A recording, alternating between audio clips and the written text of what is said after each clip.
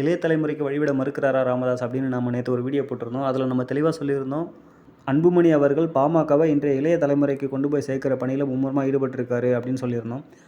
அதை உறுதிப்படுத்தும் விதமாக தான் இன்றைக்கி சோழிங்கநல்லூர் கூட்டத்தில் அன்புமணி அவர்கள் பேசின விஷயம் அமைஞ்சிருக்கு. தெளிவாக அன்புமணி அவர்களுடைய பேச்சிலேருந்து என்ன தெரியுது அப்படின்னா, கட்சியை அப்டேட் பண்ணுறாரு அவர்.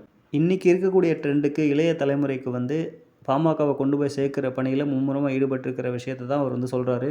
கட்சிக்கான உறுப்பினர் சேர்க்கையில் அப்ளிகேஷன்ஸை யூஸ் பண்ணுறதாகட்டும், இந்த மாதிரி நிறைய விஷயங்கள் பற்றி அவர் அப்டேட்டடாக நிறைய பேசினார்.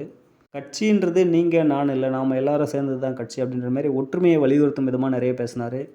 எல்லாத்துக்கும் மேலே பாமகவோட கட்சி விதிப்படி பொதுக்குழுவால் தேர்ந்தெடுக்கப்பட்டு அதிகாரத்துக்கு வந்தவங்களுடைய நடவடிக்கைகள் தான் செல்லும் அப்படிங்கிற மாதிரி சொல்லியிருக்காரு.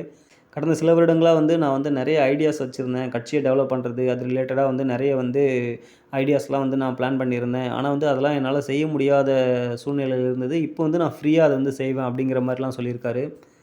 ஓவராலாக அன்புமணி அவர்கள் சொல்ல வர விஷயம் மெயினாக என்ன அப்படின்னா, கட்சி நம்ம கையில் இருக்குது அப்படிங்கிறத மையப்படுத்தி தான் அவர் பெரும்பாலும் பேசியிருக்காரு. அதே நேரத்தில் பாமக நிறுவனர் ராமதாஸ் அவர்களை எந்த இடத்திலும் அவர் விமர்சிக்கவும் இல்லை, குறை கூறவும் இல்லை. இது எதை உணர்த்துது அப்படின்னா, அன்புமணி அவர்கள் தலைமை பண்பில் இருந்து அவர் எந்த அளவுக்கு ஒரு மெச்சூர்டாக திங்க் பண்ணுறாரு அப்படிங்கிறதுக்கு இது ஒரு மிகச்சிறந்த உதாரணம். தேங்க்யூ.